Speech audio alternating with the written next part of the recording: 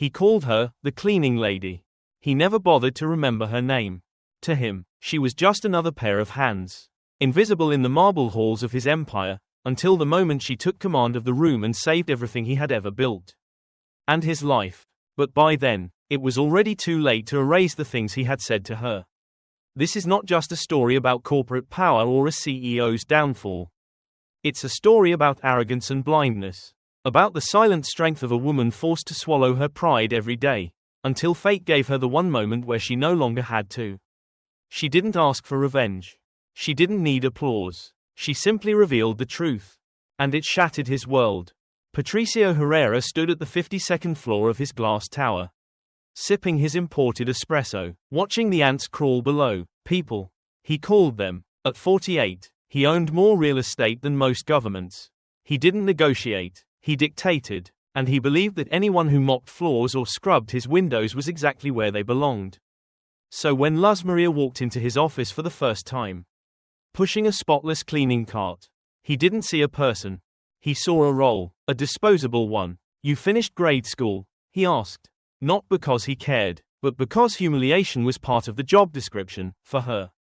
She lowered her gaze. Yes, sir. Good, he sneered. That means you'll follow simple instructions, without too many thoughts getting in the way. What he didn't know, what he couldn't possibly imagine, was that the woman he had just belittled had written academic papers that changed the way buildings were designed across Latin America. That she once taught engineers, before power, corruption, and survival forced her into silence. That she could hear everything, understand everything, and, when the moment came, she would save him from a $50 million collapse, and from himself. Have you ever underestimated someone based on their job, their clothes, or their silence? What would you do if the person you mocked became the one holding your life in their hands? Tell us in the comments. Right finger, have you ever been misjudged, or witnessed someone prove the world wrong in the most unexpected way? Patricio Herrera awoke each morning to the same breathtaking view, a ribbon of highway and skyscrapers stretching to the horizon. The city's pulse beating beneath his feet. From the 52nd floor penthouse, he felt untouchable, an emperor surveying the realm he'd conquered. Yet the splendor did little to soften the hollowness in his chest. He rose, buttoned his crisp white shirt, and crossed the marble floor to his desk of polished mahogany. There, in a gold-trimmed frame, lay a photograph of his father, a man Patricio barely remembered. Made small by poverty and the heavy gloves of a factory job.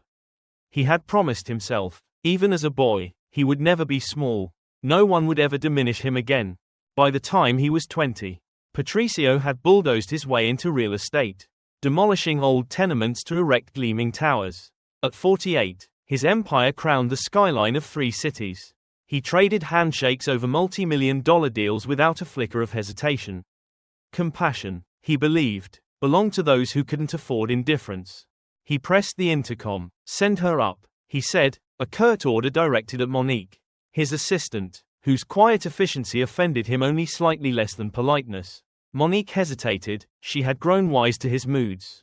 Ms. Santos is here, she ventured. Ah, Patricio snapped, settling behind his desk. Let's see if today's cleaner can manage without losing the luster on my windows. He heard the soft click of heels before the cart wheeled into view. He did not look up. He did not greet her. To him, she was as replaceable as the glass panes she would buff.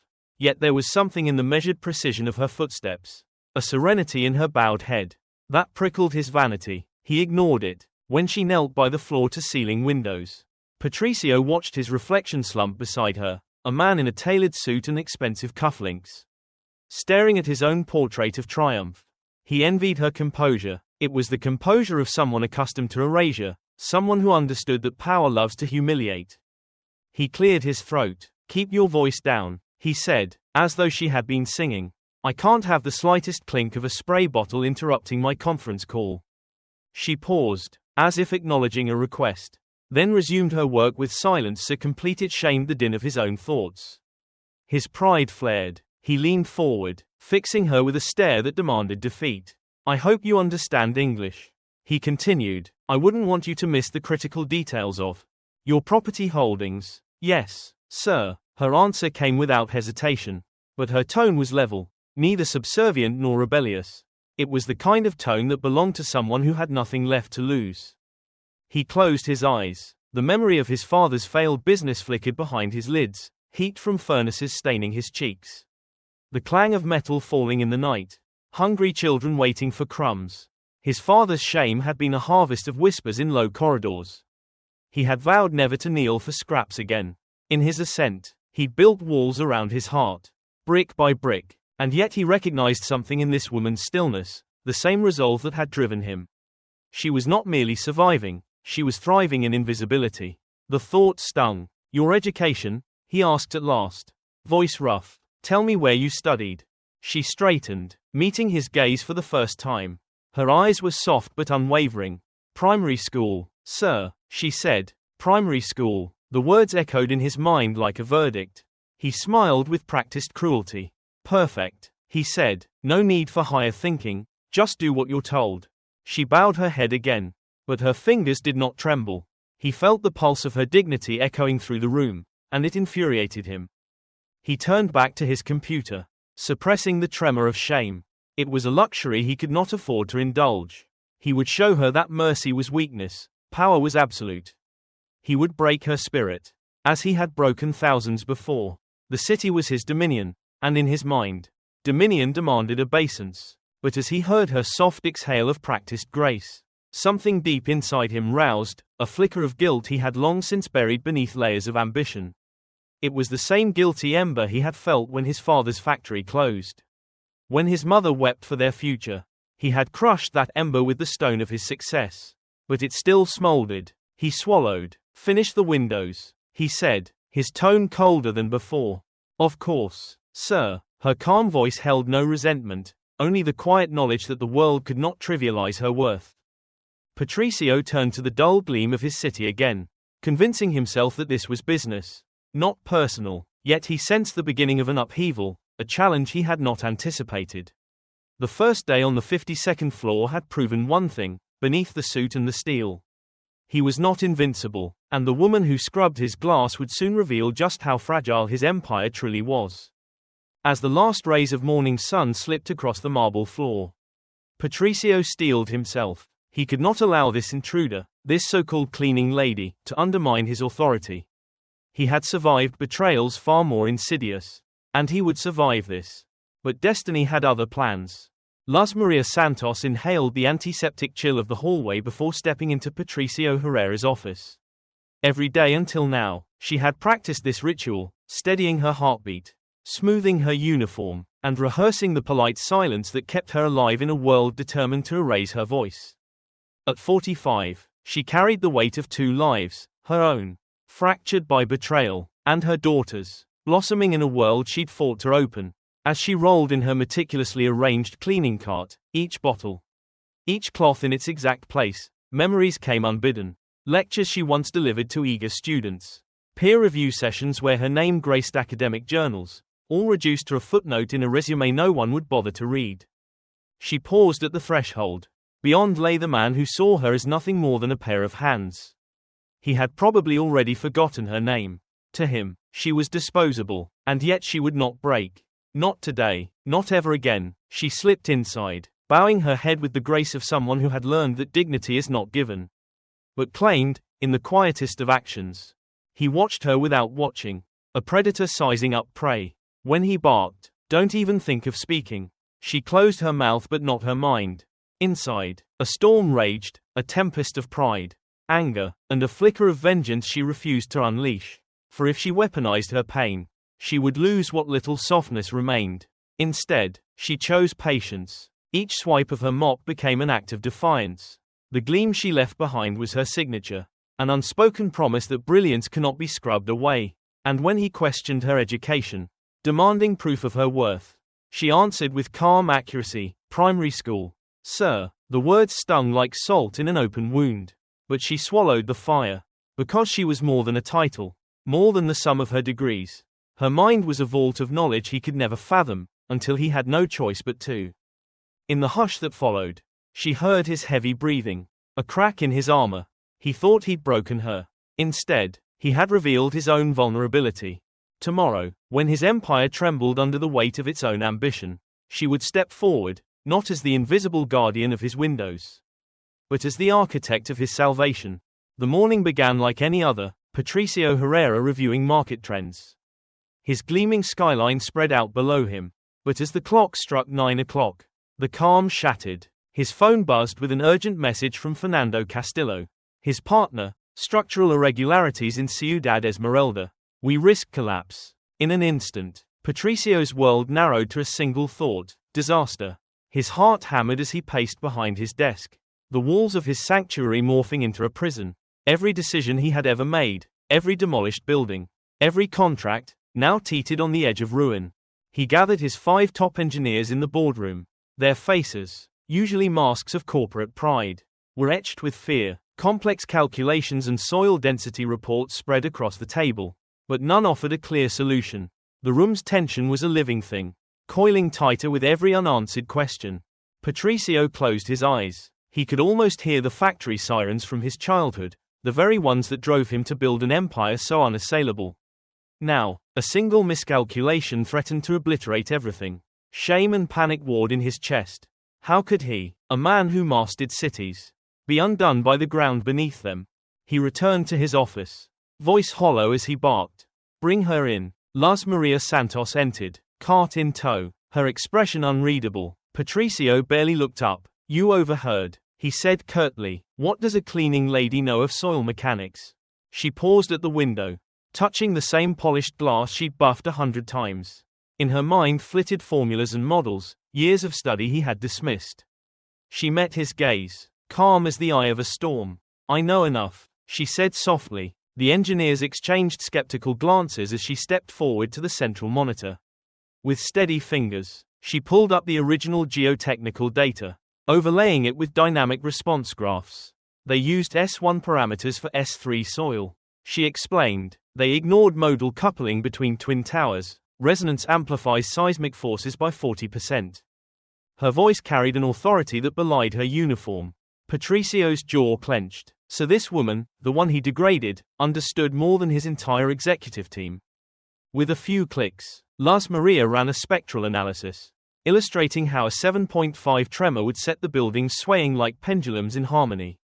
Then, she laid out her plan, tuned mass dampers at floors 35, 40, and 45, a semi-active control system to counteract resonance, recalibrated damping coefficients for S3 soil. Silence gripped the room. Patricio stared at her, at the precision and confidence in her every word. In that charged moment, he felt every insult he'd hurled come rushing back, each one a testament to his own blindness. When she finished, the engineers were already drafting implementation schedules. Patricio felt a surge of conflicting emotions, resentment that he had underestimated her, awe at her brilliance, and a dawning gratitude that tasted like bitterness. He swallowed hard. Prepare the emergency retrofit, he said quietly. Then, to himself, I owe you more than my life. When news rippled through the boardroom that Patricio Herrera intended to appoint his cleaning lady, Las Maria Santos, as director of structural engineering, the reaction was immediate and furious. Mauricio Vega, vice president of operations, slammed his fist on the table. You can't be serious. A housekeeper is an executive. His voice rattled the mahogany conference table like a sledgehammer. Sandra Jimenez, head of his ally in every corporate maneuver, leaned forward. We have strict protocols, multiple interviews, 6-month probation, credential verification. You're bypassing all of them. What precedent does this set? Patricio sat at the head of the table, chest tight, heart pounding. He watched Sandra's polished nails tap a rhythm of outrage. But across the table, Las Maria stood calm and unflinching. In that moment, her silence spoke a challenge more potent than any argument. He cleared his throat. I'm aware of protocol, he said, voice steady but laced with conviction. But we're in crisis. Ms. Santos saved a $50 million project in 24 hours. That alone warrants an exception. Sandra's lip curled. Exceptional circumstances do not override corporate governance. This is emotional decision-making, not strategic. Las Maria's eyes flicked to Patricio, then back to the room. I understand your concerns, she began, voice soft yet authoritative. But tell me this, when was the last time any of us delivered results this drastic, this fast? When was I given the chance to prove my competence? Or have we only ever rewarded titles? Pedigree? Politics? A hush fell. Her question lingered like a high-voltage wire across the polished floor. The executive shifted uncomfortably. Memories surfaced, the promotion of a board member's son with no field experience. The dismissal of a junior engineer with groundbreaking proposals. Each injustice shone in the stark light of her words. Mauricio opened his mouth, closed it, then spoke haltingly. You're accusing us of systemic bias. Of ignoring talent unless it fits our preconceived molds. Las Maria said, stepping forward. I accept responsibility for the 90-day challenge you insisted on. I will rescue 2 more troubled projects and build a company-wide talent evaluation system. If I fail, I will resign, but if I succeed, I ask only that you judge me by my work, not my uniform. Patricio felt a swell of pride and remorse war within him. This was the woman he had degraded, now offering a hand up rather than striking back. His empire demanded proof of strength. Here was true strength laid bare in vulnerability and resolve. He rose, meeting each astonished gaze. She's right, he said, voice echoing in the vaulted ceiling. We value credentialed complacency over genuine expertise. That ends now. As murmurs of reluctant agreement rose, Patricio turned to Las Maria. He offered her his seat at the head of the table, a silent pledge that power would no longer be confined by prejudice. Chat GPT Darnoy. Las Maria stood before the plans for Torres del Sol, the second of the 3, impossible, projects she'd agreed to fix. 8 months of delays, millions in penalties, and the company's faith hanging by a thread. She drew a steady breath, remembering every slight, every insult that had brought her here. But anger and pride were fuel now, not poison. First, she convened her newly assembled task force, the very employees Patricio had once ignored, an electrical technician with a computer science degree, a receptionist with a master's in project management, a security guard who was a certified cost analyst in his spare time. As they filed into the conference room, she saw their eyes, hope, disbelief, determination. They had been buried under layers of bureaucracy. Today, they would be unleashed. Your expertise brought you here, she told them, voice firm. We're not just patching cracks. We're rewriting the rules. Over the next weeks, she led daily stand-ups in the field, walking the muddy foundation of Torres del Sol, diagnosing settlement patterns, guiding the installation of micropiles that would neutralize the shifting clay layers. She stayed until twilight, sleeves rolled up, blueprint in one hand, her daughter's photograph in the other pocket, a reminder of why she fought. Back at Ciudad Esmeralda, the tuned mass dampers she'd designed were installed on floors 35, 40, and 45. Patricio watched from his office as the simulation data showed a 35% reduction in seismic stress. He felt something he hadn't in years, relief tinged with awe. Then came the day he dreaded. Patricio collapsed at his desk, clutching his chest. He saw her rushing in, Las Maria, kneeling beside him, pressing aspirin between his teeth, her medical instincts taking over without a moment's hesitation. Stay with me, she whispered into his ear, eyes blazing with fear and resolve. As the paramedics arrived, she relayed vitals and symptoms with clinical precision. Lying in the hospital bed later, Patricio watched her silhouette at the foot of the mattress. The uniform was gone. She wore a simple blouse and slacks. He felt small, humbled. You saved my life, he rasped. She reached out, laying a hand on his. We save each other, she said softly. I taught you to value human capital, today. You taught me that mercy can be a strength. In those days of recovery, he reflected on the ruthless ambition that had driven him, and on the emptiness it left. He recognized the towering legacy of his own making, glittering skyscrapers built on human erasure. And in that reckoning, he found the seeds of true redemption. When dawn broke over the city, Patricio Herrera stood at the glass doors of the newly christened Santos Innovation Center. A vision born of crisis and courage. He glanced at Las Maria Santos beside him, once the silent cleaner, now the architect of a corporate renaissance. The crowd of 50 CEOs, government delegates, and journalists murmured in anticipation.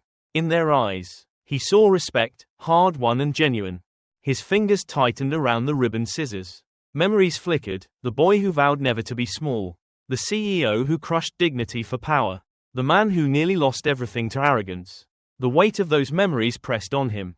But today it felt different, lighter, infused with purpose. Lars Maria caught his eye and nodded. He stepped forward, voice catching in his throat. 6 months ago, this company nearly crumbled. We believed that pedigree and privilege defined talent. We were wrong. He paused, scanning the faces that once doubted her. Today, we celebrate not just a building, but a promise that no one's potential will ever again be judged by uniform or title. Applause rippled through the hall. Lars Maria stepped up to the podium, her heart steady. She thought of her daughter's first steps, of lectures silenced by politics, of every late-night study session fueled by hope. This center, she began, is built on the belief that true innovation arises when every voice is heard, every skill recognized. We've already matched 53 hidden talents with roles that reflect their expertise.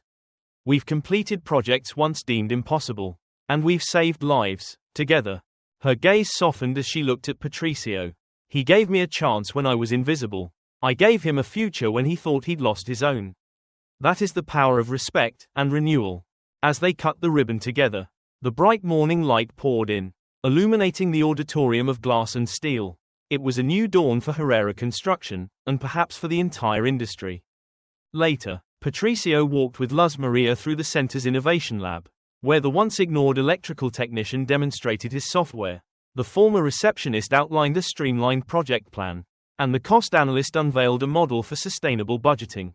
Each tableau told a story of redemption and transformation. Patricio paused before a wall of portraits, employees whose journeys from obscurity to leadership were immortalized in black and white. He read their names, each a testament to a truth he had learned the hard way: greatness cannot be buried if given sunlight. He turned to Lars Maria. Thank you for teaching me what leadership truly means. His voice was steady but thick with emotion. I've spent my life building towers of steel. Today, I realize the mightiest structure is trust. Lars Maria smiled, a single tear glinting. And I've learned that respect is the foundation on which we stand. Unshakable. Have you ever witnessed someone shatter expectations and reshape a system? Share your stories of unexpected heroes in the comments below, because true renewal begins when we recognize the genius hidden in plain sight.